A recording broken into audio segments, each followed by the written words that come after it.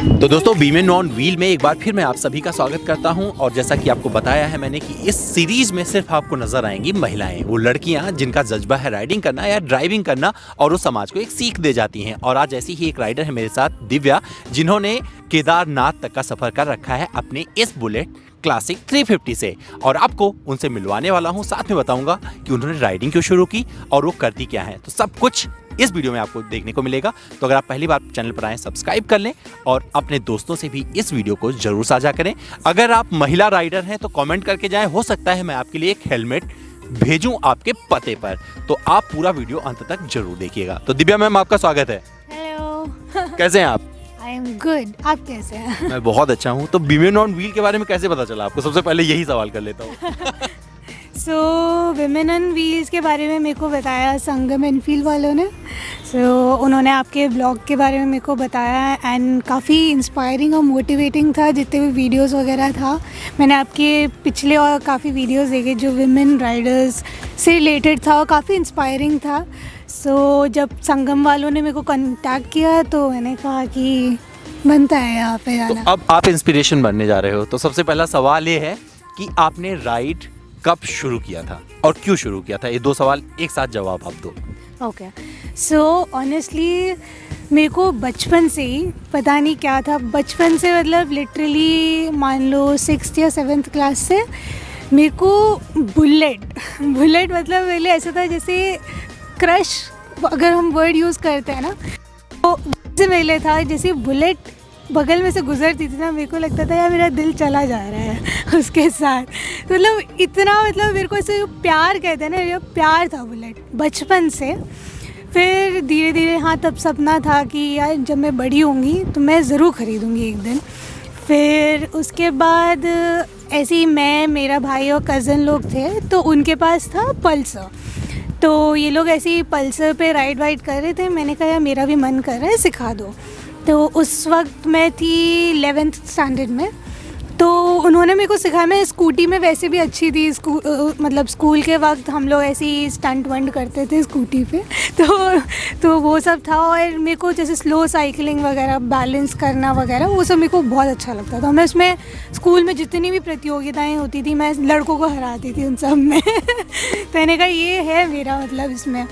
तो मेरे भाई लोगों ने मेरे को सिखाया पल्सर पे, तो उनको भी ज़्यादा दिक्कत हुई। पहले 1-2 बार में उन्होंने सिखाया, 1-2 बारी में मैंने पकड़ लिया, राइड वाइड नॉर्मल आ गया। फिर मतलब हम लोग जब वापस ही घर आ रहे थे तो मैं उन दोनों को पीछे बिठा के ला पा रही थी। तो ये था। और उसके बाद थोड़ा आउट ऑफ टच हो गई क्योंकि मेरे दोस्तों के पास था बुलेट, बट लड़कों का ये रहता है कि यार तुमसे स्कूटी तो संभलती नहीं है, बाइक चला लोगे, ऊपर से बुलेट। तो इसलिए मैं भी ना थोड़ा रहती थी, चलो ठीक है मैं पूछती नहीं हूँ, मतलब लड़कों को सही रहने दो आपको मतलब? नहीं, अभी आपके पास है तो ठीक है, अभी मैं कुछ टाइम बाद मैंने तो वैसे भी लेना ही है ना। तो मैं अपने दोस्तों से कभी मांगती नहीं थी कि भाई एक राइड के लिए दे दो वगैरह। तो फिर ऐसे कॉलेज निकला मेरा। फिर उसके बाद अभी मैंने 2 साल पहले मेरे डैड ने मेरे को और मेरे भाई को, इनफैक्ट दोनों को, उन्होंने फिर फाइनली ये गिफ्ट ही किया एंड तब से मैं ये चला रही हूँ। तो मतलब ये साझेदारी की मोटरसाइकिल जो आपको भाई भी चलाता है, आप भी चलाते हो, सबसे ज़्यादा कौन चलाता है? सबसे ज़्यादा मैं चलाती हूँ। मेरे घर पे स्कूटी रखा हुआ एक्टिवा, मेरा भाई वो ज़्यादा चलाता रहता है और मेरे पास मोस्टली रहता है। तो धड़कता हुआ दिल जब आपको मिल गया तो कैसा लगा था? पहली फीलिंग क्या थी? उफ, कत्ल। मैं एक मतलब थोड़ा बहुत रिलेटेड टू बाइकिंग जैसे बोलना चाहूँगी कि जो usually as a women rider हम लोग को फेस करना पड़ता है। एक बहुत जैसे स्ट्रेंज एक्सपीरियंस मेरे साथ हुआ है। मैं ऐसे ग्रेटर नोएडा की तरफ आई वॉज राइडिंग और मेरे साथ एक फेलो मेरा फ्रेंड था। I was the one who was riding. मैं बाइक चला रही थी और मेरा दोस्त पिलियन राइडर था। तो सुबह का वक्त था, सर्दियाँ थी, तो बाइक रुक गई रास्ते पे और तो तब थोड़ा किक स्टार्ट वगैरह करना पड़ रहा था। तो तब मेरे को फिर थोड़ा ये हो गया था कि अब क्या किया जाए। तो मैं इतने में RSA का नंबर ढूंढ रही थी, रॉयल एनफील्ड वालों का। तो लकीली कोई एक अपेरेंटली एक राइडर ने हमें क्रॉस किया एंड वो जो है रॉयल एनफील्ड का ही मैकेनिक निकला। तो वो रुका, उसने देखा कि मैं जैसे लेडी हूँ तो बाइक के साथ मैं स्ट्रगल कर रही हूँ, तो वो रुके और उन्होंने फिर बोला कि क्या दिक्कत है। मैंने कहा भैया बाइक स्टार्ट नहीं हो रही है, देखो क्या हो रहा है, बैटरी में प्रॉब्लम है मेरे ख्याल से। तो उन्होंने फिर बताया कि मैं मैकेनिक हूँ और मैं देख लेती हूँ। मैंने कहा हाँ प्लीज़, मैं अभी उसी का ही नंबर ढूंढ रही थी। तो जैसे उन्होंने सही वही किया, फिर उसके बाद बात है कि चलो किक मारो, क्योंकि सेल्फ पे नहीं स्टार्ट करना था। तो उन्होंने मतलब देखने लग गए। मेरा दोस्त इतनी दूर पे था, उसको बुला रही थी कि हाँ भाई आओ और किक दो। मैंने कहा कि मैं यहाँ खड़ी हुई, मेरी ही बाइक है, मेरे को किक मारना आता है। तो ये बहुत, वो तो भैया ऐसे देखने लगे, मार लो क्या आप। मैंने कहा भैया मेरी ही बाइक है, मैं ही चला के लाई हूँ इसको यहाँ तक। तो मैंने किक मारा। फिर उसके बाद भैया थोड़े शौक में थे, पर भैया ने कहा मैम आप बहुत अच्छा कर रही हो, मैम आप बहुत अच्छा कर रहे हो। मैंने कहा हाँ ये नॉर्मल चीज़ है और इसको हर कोई चला सकता है और इतना सरप्राइजिंग नहीं है, मशीन इज़ अ मशीन। सो ये एक एक्सपीरियंस था मेरे लिए। बट एंड में भैया का जैसे रिएक्शन था, तो आई थिंक वो इस चीज़ को याद रखेंगे कि हाँ कि भाई बुलेट है। दिव्या भी किक मार सकती हैं। दिव्या नहीं, कोई भी मार सकता है। एग्जैक्टली मैं तो दिव्या से बात कर रहा हूँ ना, तो मैं एंड फिर ऐसे ही मेरे साथ केदारनाथ में भी हुआ था। तो जैसे राइड करते हुए रहती, मैं जब राइड करती हूँ यूजुअली मैं अपना सेफर साइड रख के चलती हूँ। मतलब जैसे mostly I dress up like, try to dress up like a man. जैसे मेरा अगर हेयर वेयर है, जैसे मेरे लंबे बाल हैं, तो मैं जैकेट के अंदर रख के चलती हूँ कि थोड़ा इधर उधर जो है दिक्कत कहीं से भी ना हो मेरे को, है ना। तो ऐसे ही मैं राइड करते हुए जा रही थी वहाँ रुद्रप्रयाग में। ऐसे ही 2 लोग थे, बस का आई थिंक वेट कर रहे थे, उन्हें बस मिला नहीं या क्या था। वो लोग रुक के बोले कि भाई साहब लिफ्ट दे दो। मैंने अपना भाई साहब पे किया, मैंने कहा हाँ जी लिफ्ट चाहिए।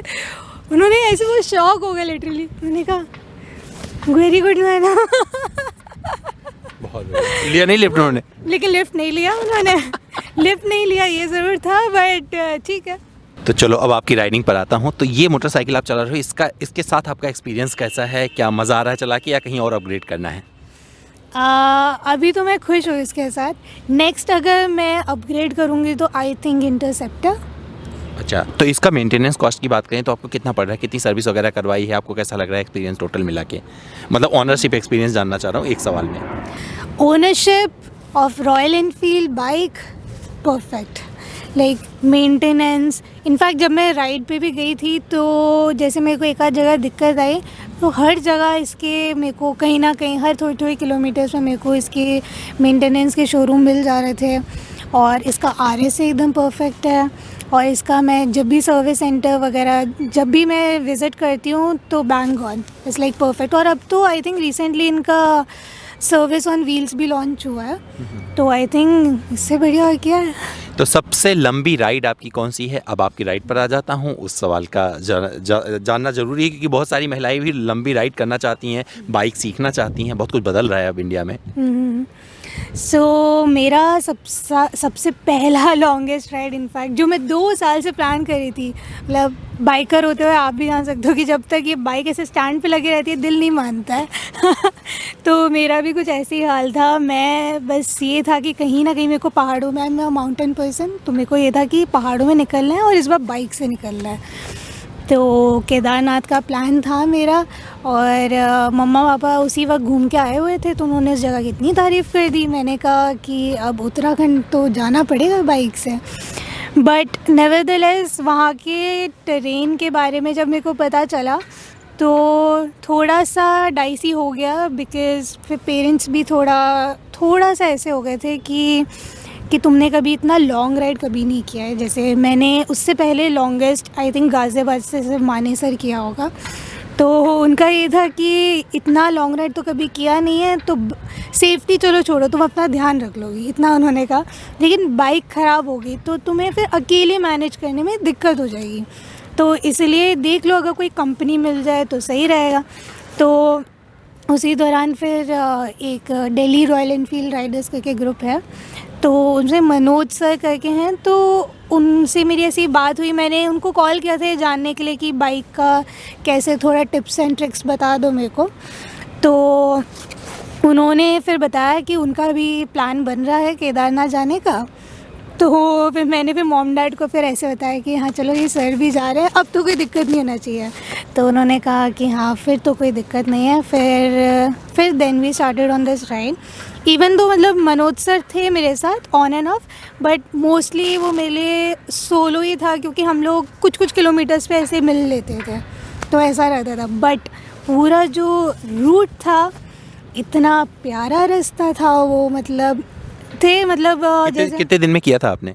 एक दिन में वी स्टार्टेड, हम लोग सुबह 4 बजे निकले और 4:30 या 5 बजे के आसपास निकले, और शाम को 6 बजे तक हम पहुंच चुके थे रुद्रप्रयाग। तो मतलब मेरे को भी इतना मतलब थोड़ा शॉकिंग था मेरे लिए कि यार मैं पहली बार मतलब कर पाऊँगी नहीं। हर इंसान थोड़ा बहुत तो रहता है, बट मेरे को अपनी कैपेसिटी पे इतना तो भरोसा था कि कर लूँगी, क्योंकि मेरे को तो आप बाइक दे दो मैं तो पूरे दिन ही चलाती रहूँ। तो मैंने कुल मिला के 3 ब्रेक लिए थे। एक सुबह चाय के लिए लिया था 7 बजे, फिर दिन में मैं एक बार रुकी थी 1 बजे के आसपास, नहीं 11 बजे के आसपास एक बार ब्रेकफास्ट के लिए, फिर 3 या 4 बजे के आसपास एक लंच के लिए रुके थे, फिर मैं रुद्रप्रयाग थी। ये तो अभी आपको लगता है कि जो लोग मिलते हैं, राइडर्स मिलते हैं, कुछ लोग कमेंट नहीं करते हैं, आप एकदम कंफर्टेबली चला पाते हो? कमेंट से ज़्यादा मैं लुक्स की बात करूँगी। तो इनिशियली जब मैं राइड करती थी तो वो जैसे डेली सोप्स वाला लुक का सीन नहीं होता है तो स्टार्टिंग में मेरे साथ वो बहुत होता था कि ऐसे चला रही हूँ और लोग मतलब ऐसे चलता जा रहा है इंसान, ऐसे देखा फिर ऐसे लुक देते थे लोग। एक तो चलाते चलाते हंसी छूट जाती कि भाई नॉर्मल है, इट्स नॉर्मल, एक बाइक ही चला रही हूँ मैं।